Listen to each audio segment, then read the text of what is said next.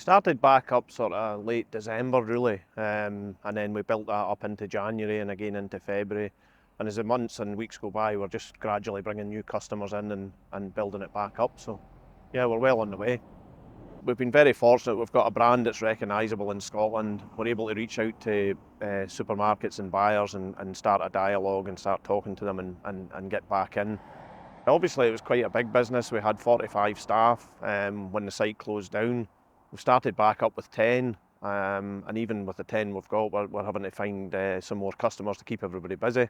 But as that happens, we'll grow and we'll bring more people in. A great bunch of people, a good atmosphere, good yogurts. I like to eat. It's enjoyable.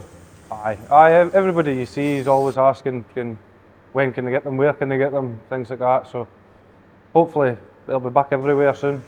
Yeah, that's very much our focus to begin with, is just to get the product range back on the shelf, let people buy the product and enjoy it again. And then as we grow and we get more established, we can look to something new and a wee bit different. But the focus at the minute is just to get started again, get the products back out there, and then we go from there.